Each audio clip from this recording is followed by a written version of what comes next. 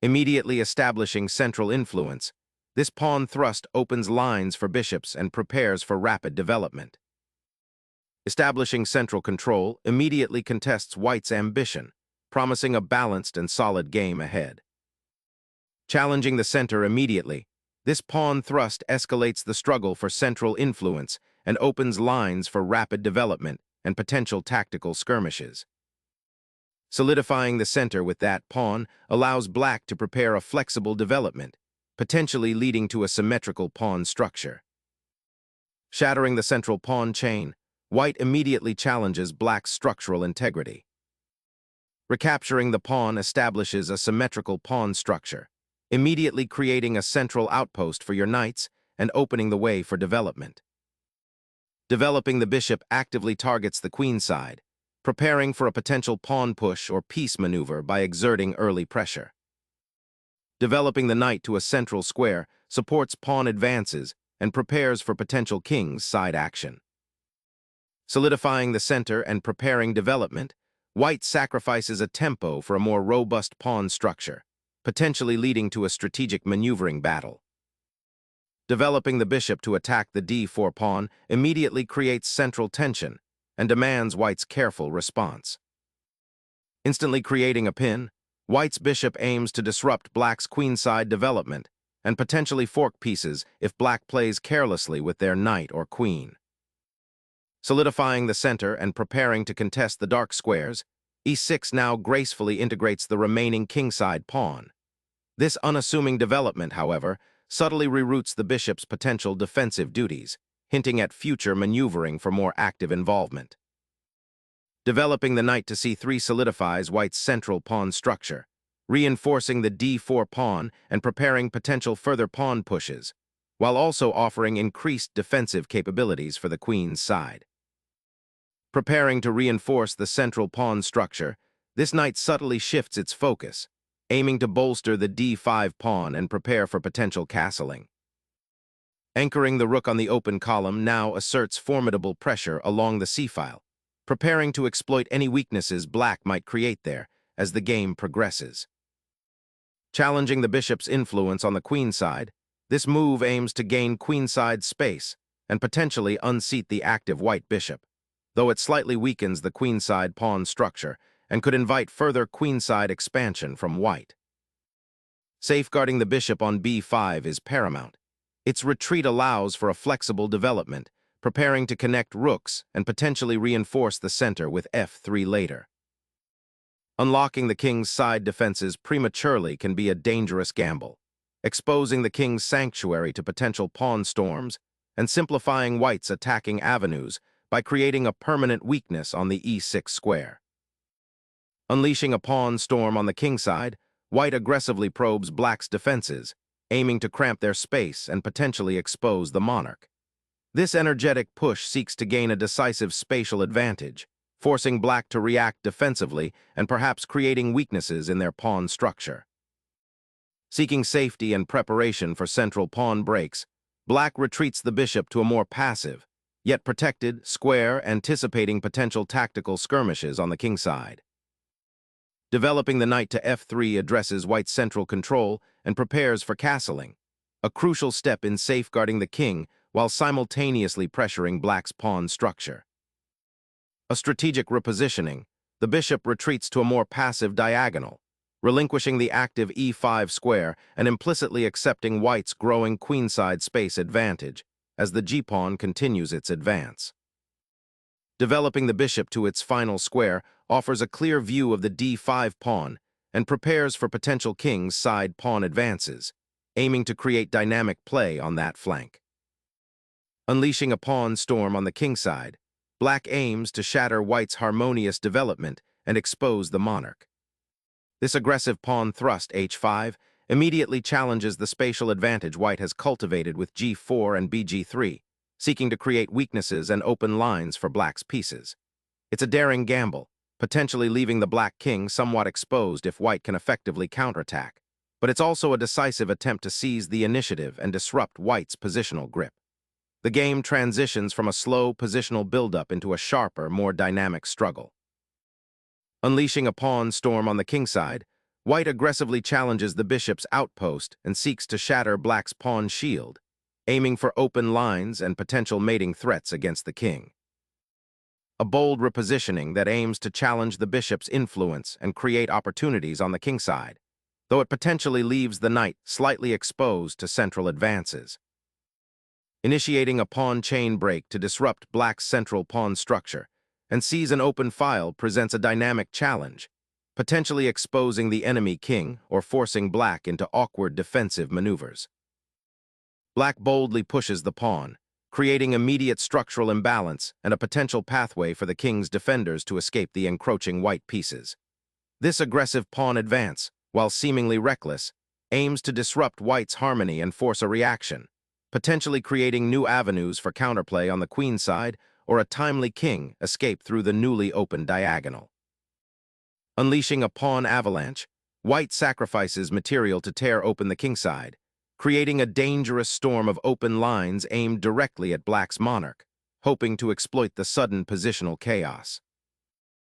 Embracing the sacrifice, black solidifies their central influence while opening a diagonal for the queen. The bishop repositions, eyeing potential diagonal disruptions and reinforcing the central pawn structure, while subtly probing for weaknesses in black's increasingly cramped queenside. Liberating the knight opens up the diagonal for your bishop and prepares to contest the critical central files, although it does invite white to exert pressure along the third rank. The immediate aftermath of the pawn exchange opens a critical diagonal for white's queen and bishop, potentially creating immediate threats against black's undeveloped kingside. With the knight recapturing on e5, black immediately addresses the central pawn structure, reclaiming an important piece that had been exchanged. This forces white to confront the potential weakness of their now isolated d-pawn, and black gains a more active knight placement, eyeing the d3 square and potentially contributing to a kingside initiative if white isn't careful. It's a crucial moment where the board's spatial balance shifts, demanding precise calculation from both sides. A clever attempt to exploit the temporarily exposed black queen and knight coordination, this maneuver injects tactical dynamism, aiming to disrupt black's developing harmony and possibly initiate a favorable exchange sequence. An ambitious push for central activity from black, reinforcing the pawn on c6 and preparing to redeploy the rook to the open file. Unleashing the king's safety net signifies a commitment to solidifying the monarch's position, a prudent decision given the simmering tension on the kingside, where black's pawn storm has advanced aggressively and now presents potential weaknesses ripe for exploitation if white's king remains exposed to further incursions or tactical threats. Challenging the queen's knight opens a volatile strategic crossroads. Will this knight venture bravely into the uncertain center or seek refuge, potentially relinquishing valuable central influence for a more sheltered existence? The initiative shifts dramatically as white boldly introduces a direct pawn thrust, aiming to disrupt black's pawn structure and create imbalances. This aggressive advance, bg4*, immediately puts pressure on black's kingside, threatening to unravel black's defenses before they can consolidate their position. The bishop's placement on g4 serves multiple purposes. It attacks the knight on e7, potentially forcing it to move and disrupting black's coordination, and it also eyes the g7 pawn, a key defensive piece. Furthermore, it prepares to support a potential kingside pawn storm. This is a critical moment where black must carefully assess the consequences and find the most resilient response. The pawn structure has been significantly altered, creating opportunities for tactical skirmishes. The apparent simplification achieved by exchanging the knight for a pawn opens up the d-file and crucially removes a key defender from white's kingside, potentially creating long-term pressure. Liberating the d-file for your rook, this pawn advance decisively challenges black's entrenched queen's side and opens avenues for aggressive piece play. Shifting the rook to the c-file initiates a fight for control of this important open column, potentially preparing to challenge white's queenside initiative and create counterplay against the white king's somewhat exposed position. Opening up the e-file with the knight's redeployment offers a subtle yet significant pressure point, potentially aiming for squares like e7 or even a swift regrouping to the kingside. The pawn's aggressive march up the board now creates a peculiar tension, directly confronting the white king's sanctuary and demanding an immediate answer, potentially sacrificing valuable time for a fleeting initiative. Securing the c-file's dominance is the immediate aim here, preventing any black infiltration and reinforcing the central structure. White consolidates, ready to exploit the exposed black king. Challenging the pawn chain's integrity, this audacious thrust aims to dismantle white's central control by exploiting the open h-file and threatening to sever the link between the kingside defenders. Unleashing the rook's full potential, this maneuver aims to dominate the g-file, potentially pressuring the opponent's king or creating advanced passed pawns later in the game. A fascinating decision. By bringing the queen to c7, black simultaneously defends the 7th rank from potential rook intrusions and eyes the c-file for counterplay, setting up a potential pawn push or piece activation on that crucial open file. This maneuver highlights a subtle shift towards centralizing black's queen, preparing to support any future advances or defend against white's encroaching forces. Re-establishing central influence and preparing to contest the open files, this maneuver cleverly avoids immediate confrontation while subtly repositioning pieces for future action. Shifting the monarch to a more sheltered alcove on the back rank is a prudent defensive maneuver, acknowledging the precariousness of the kingside and seeking refuge from potential assaults, while simultaneously preparing to connect the rooks for future action. Deploying the queen to d3 sharpens white's central influence, aiming to exploit the exposed black king and create attacking possibilities along the semi-open c-file.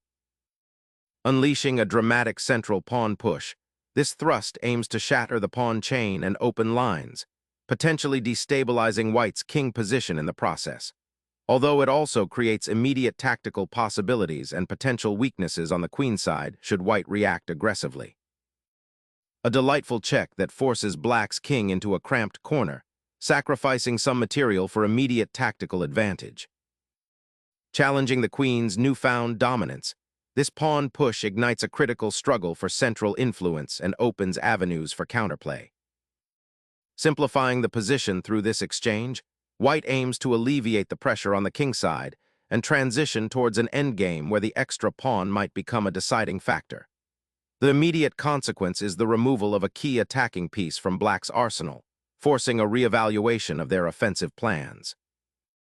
The exchange of queens initiates a crucial endgame phase where pawn structure and activity become paramount, with the immediate consequence of simplifying the board and potentially exposing the black king to increased pressure on the open files.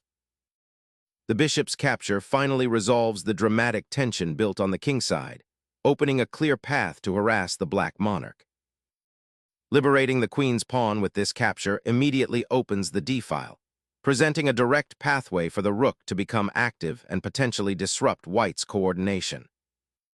Re-establishing central influence with the knight, the king's safety is prioritized as the immediate threat to the pawn structure is neutralized.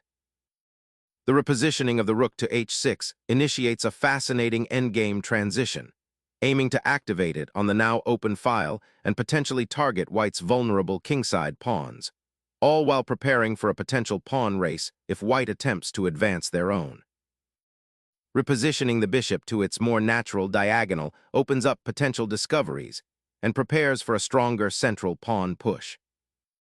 Snatching the pawn creates a dangerous temporary advantage, but it rips open your king's defenses and isolates the rook on the 7th rank, leaving it susceptible to powerful counterplay down the open c-file. Reclaiming the knight's central dominion after its detour allows white to contest the open c-file, aiming to prevent black's doubled rooks from fully dominating that crucial artery of the board. Bringing the rook back to defense, but it might be a bit late as white's pieces are coordinating for a final assault on the weakened kingside. Unlocking the kingside pawn chain demands a strategic commitment. Preparing to drive the black rook away from its post on h5 is the immediate objective. A strategic retreat, shifting focus from the unleashed pawn storm to consolidating the queen's rook and reinforcing the beleaguered king's defenses. This maneuver cleverly aims to neutralize white's immediate pressure by offering an exchange of major pieces, potentially paving the way for a more stable, albeit slightly passive, middle game where black can regroup. The bishop repositions, anticipating a potential skirmish on the king side. Relocating the rook to the third rank aims to reignite pressure along that open file, potentially seeking to exploit any lingering weaknesses in white's pawn structure or coordination after the recent exchanges. Regaining control of the g-file after the rook's aggressive excursion is a priority, allowing white to potentially rebuild their position and prepare for future operations along this open highway. A risky maneuver, aiming to disrupt white's defensive setup and potentially unleash the rook from its passive position, though it leaves the king somewhat exposed to further checks down the opened files. Unleashing the pawn storm on the king side, f5* injects immediate dynamism, aiming to shatter black's defensive pawn shield and expose the king's sanctuary. This aggressive pawn thrust challenges the integrity of the king's protective pawns, creating potential weaknesses that can be exploited for tactical gains or a decisive spatial advantage. A moment of reevaluation beckons as the rook retreats, seeking refuge on the sixth rank, a subtle repositioning that allows for a potential regrouping. Unleashing the knight to f4 directly challenges the pawn on g6, forcing a decision and potentially opening lines for further attack. Unlocking the d-file is a desperate gamble, sacrificing pawn structure for a sliver of activity. Seizing the open diagonal for the knight creates immediate threats, forcing black to defend both the pawn on d3 and the vulnerable rook on h6. The bishop's discovered check carves a path through white's potentially fractured pawn structure, forcing a reaction and disrupting any immediate plans to consolidate the center. A daring attempt to exploit the open king position. The newly acquired open file for the rook presents a significant tactical opportunity, potentially unbalancing white's precarious king position and demanding immediate attention. The king ventures out of its sheltered, castled position, a bold strategic decision aimed at reactivating defensive capabilities and potentially contesting the newly opened central files. Capturing the pawn on b2 immediately brings the rook into the game, creating immediate attacking potential on white's queen side and threatening to destabilize the pawn structure. This move, re2*, initiates a subtle maneuver to bolster the king's defense and potentially prepare a repositioning of the rook to a more active central square, aiming to restrict black's pawn advances and re-establish coordination. The monarch's exposure demands immediate attention, a desperate maneuver to deflect the persistent pressure before white consolidates control of the open files. The king's safety is paramount, and white, by retreating the rook, sacrifices material to activate its own monarch and attempt a defensive blockade against black's encroaching threats. The rook's relocation to the b6 square initiates a bid for the open file, aiming to disrupt white's pawn structure and potentially create attacking chances down the queen side. The knight reroutes to a more active square, aiming to pressure the exposed pawn on b2 and potentially initiate a kingside attack should the opportunity arise. The bishop's retreat reestablishes a defensive screen, subtly reinforcing the pawn chain and preparing to contest the open d-file once more. Seizing the open b-file with the rook, white aims to disrupt black's pawn structure and force concessions, potentially opening lines towards the exposed king. The sudden interruption of the rook's retreat offers a fleeting chance to disrupt white's king's newfound safety, forcing a reaction that could reveal vulnerabilities. King's repositioning aims to escape the perpetual check, seeking a safer haven to assess the emerging pawn structure and potential tactical skirmishes in this complex endgame. Initiating the king's journey towards the center becomes paramount, seeking sanctuary and active participation in the unfolding endgame. Repositioning the rook to the 7th rank sets up a potential invasion of black's weakened queen side, aiming to exploit the isolated pawns and the exposed king. The king suddenly finds itself under increased scrutiny, a central target in a shifting landscape where pawn structures have been dramatically altered. King walks into the fray, seeking central dominion and support for the advancing pawns after a prolonged period of peripheral maneuvering. The black king, exposed and vulnerable, steps further into the fray, a bold, albeit risky, maneuver to participate in the endgame action. Unleashing the knight into the enemy camp offers a potent threat of disruption, aiming to exploit the exposed king and potentially force further concessions. The rook's repositioning to the flank, a seemingly passive maneuver, subtly contests the open b-file and prepares to reinforce its brethren should the opportunity arise, while simultaneously drawing the knight further from the center's vital squares and inviting white's king to potentially venture into more exposed territory. Asserting dominance over the 7th rank, this rook placement aims to disrupt black's central pawn structure and potentially isolate the knight. Re-establishing the bishop's diagonal presence, this move reclaims an active role for the dark-squared defender, aiming to disrupt white's growing pawn chain and potentially create counterplay on the queen side. A belated king's safety revelation. Now the monarch ventures out, aiming to disrupt black's well-placed bishop pair and seize control of open files, potentially ushering in a simplified endgame where material advantage might be easier to press. Recognizing the imminent danger to the king, the black player prioritizes its safety by moving it out of the line of fire, a crucial decision given white's persistent king-hunting strategies and the open files that could lead to devastating attacks. Seizing the undefended pawn on b7 opens up avenues for a decisive pawn storm against the black king, forcing its evacuation from its relatively safe central position and initiating a race against the compromised black king's mobility. The pawn's bold advance injects immediate dynamism, forcing the king to dance away from its protective square and potentially opening up lines for black's remaining pieces. The king bravely ventures forward, seeking safer skies amidst the storm of pawns, a daring gambit to connect with his remaining defenders and potentially create counterplay, though it leaves him exposed to sharp diagonals. Suddenly, the black king finds itself exposed on an open diagonal, a consequence of its earlier wanderings and white's persistent attack. Awakening the dormant bishop to support the king's escape route before black's rook penetrates further. This is a critical moment for the black king, pushing into open territory and becoming a target for white's remaining forces. Unleashing the knight to d6 now attacks the rook on b2 and aims to disrupt the pawn structure. The bishop sacrifices itself to open a critical path, aiming to disrupt white's pawn structure and potentially create counterplay through the reopened d-file. The king ventures towards the center, seeking shelter amidst the unfolding complications, a bold choice in this delicate endgame where pawns hang precariously and the bishop's eye opposing weaknesses. The monarch finds itself on the brink of disaster, the black rook's infiltration a constant dagger aimed at its very existence. A desperate check now forces the white king into an even more exposed position. Dislodging that knight from its defensive post on d2 opens up a crucial diagonal for the bishop, potentially creating immediate threats against the black king and disrupting any nascent counterplay black might have envisioned. Black is unleashing the d-pawn with tempo, aiming to disrupt white's king's safety and create potential mating threats as the final moves unfold.